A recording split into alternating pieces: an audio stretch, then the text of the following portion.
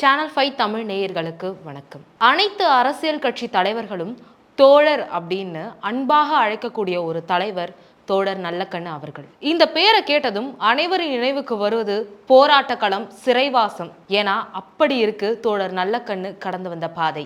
இந்திய கம்யூனிஸ்ட் கட்சியின் மூத்த தலைவர், சுதந்திர போராட்ட வீரர், சாதியத்துக்கு எதிரானவர், விவசாய தொழிலாளர் சங்கத்தின் மூத்த தலைவர்.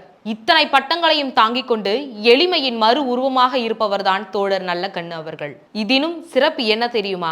தோழர் நல்லக்கண்ணு அவர்களுக்கும் அவருடைய கட்சியான இந்திய கம்யூனிஸ்ட் கட்சிக்கும் ஒரே நாளே பிறந்த நாள். தோழர் நல்லக்கண்ணு தூத்துக்குடி மாவட்டம் ஸ்ரீவைகுண்டத்தில் 1925 அன்று ஒரு வசதியான குடும்பத்தில் பிறக்கிறார். தன்னுடைய பள்ளி பருவத்திலிருந்தே சமூகத்தின் பால் அக்கறை கொண்டதனால் 13 வயதிலேயே கம்யூனிசத்தில் ஈர்க்கப்படுகிறார்.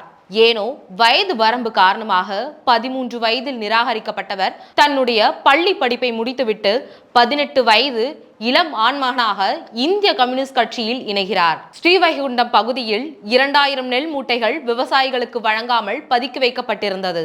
அதை ஆராய்ந்து ஜனசக்தி என்ற பத்திரிகையில் எழுதி அதை வெளிவர செய்து விவசாயிகளுக்கு அதை வழங்கும்படி செய்தார். அன்று தொடங்கியது அவருடைய அரசியல் வாழ்க்கையின் களம். அன்று தொடங்கி இன்று தன்னுடைய இறுதி மூச்சு வரை அனைவருக்கும் அனைத்தும் சமமாக கிடைக்க வேண்டும் என்ற கொள்கையை கையில் ஏந்தி போராடி கொண்டிருந்தார். இந்த போராட்டத்தினாலே வாழ்வில் பல நாட்களை சிறையில் கழித்தார்.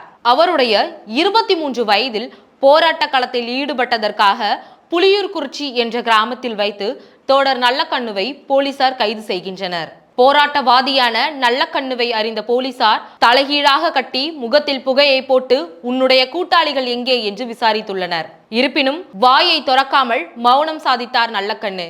கோபம் தலைக்கு ஏறிய காவல்துறையினர் கம்பீரம் பொருந்திய தோழர் நல்லக்கண்ணு அவர்களின் மீசையை ஒன்றொன்றாக பிடுங்கியுள்ளனர். அனைவருக்கும் அனைத்தும் சமமாக கிடைக்கும் வரை நான் மீசை வளர்க்கப் போவதில்லை என்று தோழர் நல்லக்கண்ணு அன்று எடுத்த முடிவு.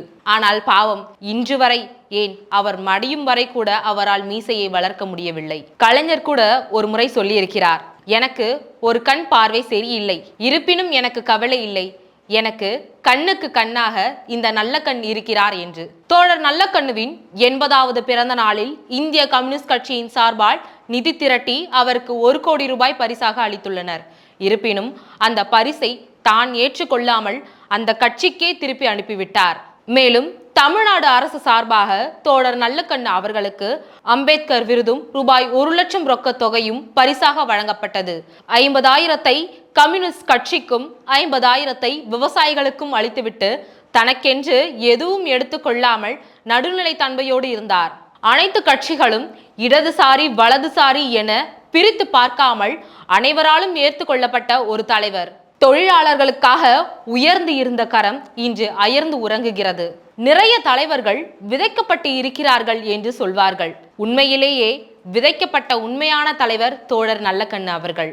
காலம் உள்ளவரை, கம்யூனிசம் உள்ளவரை அவரது புகழை இந்த வையகம் பாடிக்கொண்டே இருக்கும். அயர்ந்து உறங்கும் எங்கள் தோழருக்கு நாங்கள் பாடும் தாலாட்டு செவ்வணக்கம், செவ்வணக்கம், செவ்வணக்கம்.